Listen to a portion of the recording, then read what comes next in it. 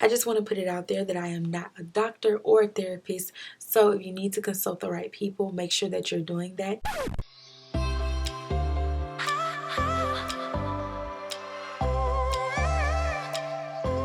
What's up, you guys? Welcome back to another video. So I look crazy, but I wanted to go ahead and just jump right into the video because we have a lot to talk about.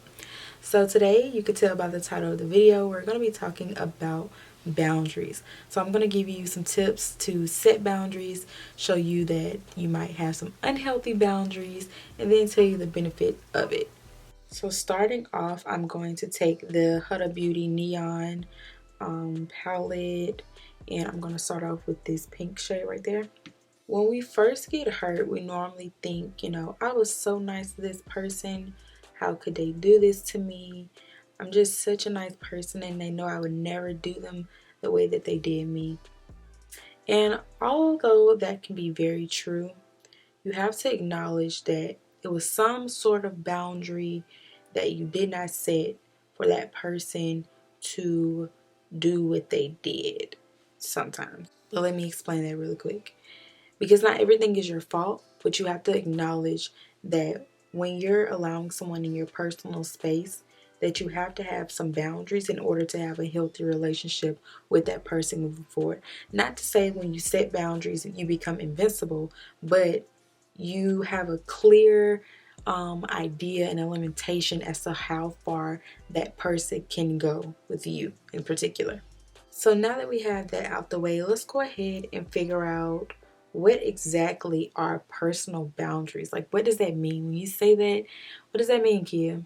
So personal boundaries are guidelines, rules, or limits that people create to identify reasonable, safe, and permissible ways for people to behave towards them and how they will respond when someone passes these limits. So this means that you're going to set a boundary, you're going to set a limit to how far a person can go with you in particular. Once you set that boundary, you're able to tell a person when they're making you uncomfortable and be able to voice that and have some strength behind it when you voice it. Okay? Now I'm going into the amethyst palette, and I'm going to be taking this like plum color right here. I have 4 ways you can identify if you have some unhealthy boundaries. By no means is this the end all be all, so there are definitely more signs, but these are just some signs that I have personally noticed in my own life, and I don't want to speak on something where it hasn't affected me. The first one is you always feel like the victim in situations. So people that lack boundaries often feel blamed and feel like they just really aren't doing enough for a person in a relationship. And when I talk about relationships, I really mean in general, not just boyfriend, girlfriend. I'm talking about friendships, family, all of that good stuff. So this applies to every relationship in your life. Feeling like you're always the victim and always the one to blame is never a good sign. So when you have people that constantly make you feel at fault, that's really a red flag that is a boundary that is not set in your life. Number 2, you tend to overshare.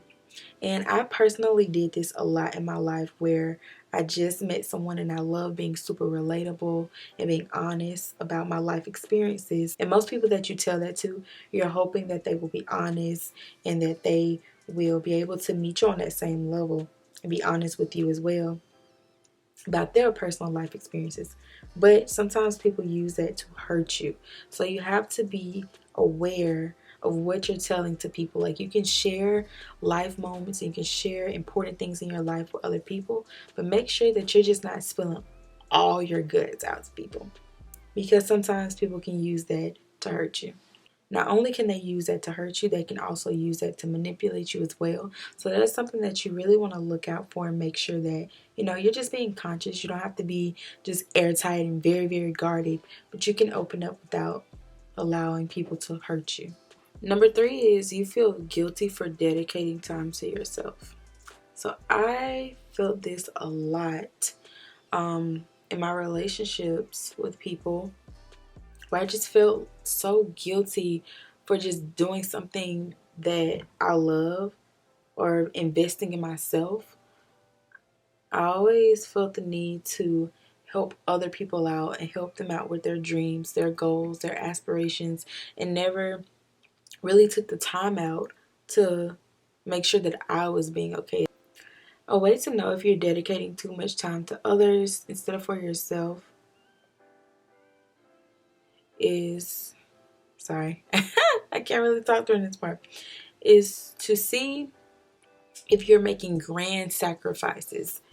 Because it's okay to, want to help others out. I don't want to send the wrong message, but it's when it comes at the expense of you, your well-being, and your goals and your aspirations. That's when this becomes negative, because you want to make sure that you're focusing on yourself first. The last thing to know if you don't have boundaries would be you have toxic relationships. And I know this is a word that is overused in today's society, but it's so true. So you may be asking yourself, how do I know if I'm in a toxic relationship? These are often relationships that are feeling very one-sided. You have no support from this person. They pretty much make you feel like you're on a constant battlefield. They diminish your self-worth. All of those things are some red flags to let you know that you're with someone or you are friends with someone that you should not be friends with. And that doesn't mean you have to cut people completely off. It means that you should just sit down and you should talk to them, and you should let them know that the way that we're communicating and working right now is not how it should be. So we should come up with some good boundaries for us. That way this relationship can be successful and be healthy. So now let's talk about 5 ways we can set some healthy boundaries. We can identify what personal boundaries are. We also can see what may be some unhealthy boundaries that we might have already. And now we're going to talk about how we can set those and make it become real. So number 1, make sure you get in tune with your emotions and you realize what it is that you want. You can't tell someone what you're looking for. You can identify a boundary if you don't know exactly what are you willing to accept and what are you not willing to accept. How you can do this is making sure that you are able to identify with whatever friendship or relationship that you're in, what makes you uncomfortable. That oftentimes is a key indicator on what your boundary should be. If something is making you uncomfortable, you have to voice that and speak that. Which brings me to my second one. Make sure to always be direct. What people fail to realize is that no relationship can last in your life if you cannot communicate properly. So if you're expecting something from someone but you don't voice that opinion, who is ever going to know but yourself? Number 3 is make sure you give yourself permission to speak up. And I noticed a lot in my relationships with people, I never gave myself permission to do anything or to cross a boundary with anybody because I was so nervous about what the next outcome would be. Don't be scared to set boundaries, because the people that don't respect them are not meant to be in your life. Too much foundational. That is so funny. I can't stand myself sometimes. For number 4, you want to always make sure that you're putting yourself as a priority. So meaning you're putting yourself first and you come before the people in your life. That's no different than, shout out to my friend because they sent me this, and it was on an airplane. So you get on the airplane and the flight attendant will tell you the same thing, but what sticks out most is that they tell you to put your mask on first before you can put your mask on anybody else. And that is so eye-opening, because you have to feed yourself first before you can pour out into other people. If you didn't quite get that one, another one is picture yourself as a jar or a picture or a cup, and you are filled all the way up, and you have other people around you that are cups as well, and they might be a little lower, and so you keep spilling out your water or whatever's in your picture.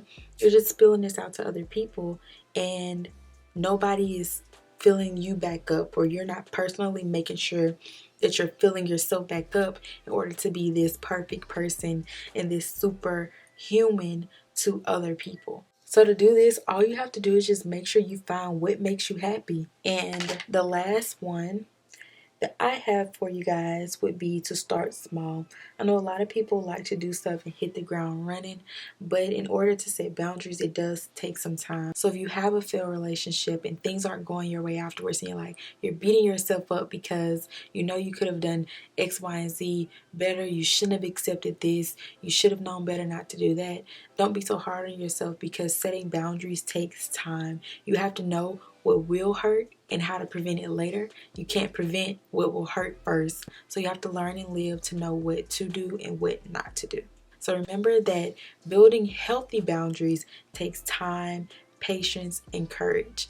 And you have to learn certain lessons in your life. Do not forget that setting boundaries does not make you invincible, but it does help you have healthier relationships in your life. I'm just gonna go finish my makeup off camera, and then I'll come back with the last thing I have to share with you guys. Okay, so the makeup is done and she came out so freaking pretty. I am in love with this look. I love the white liner. I feel like it's just a nice pop of color going on here. Now I want to talk about 5 benefits that will come after you gain healthy boundaries. So I know a lot of people will be like, well, why should I do this? How will it benefit me?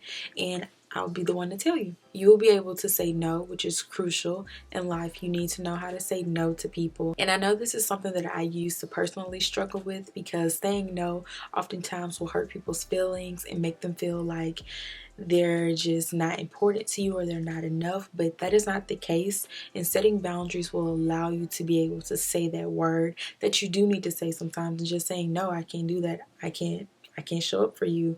And that doesn't mean that they're not important or that you're a bad person.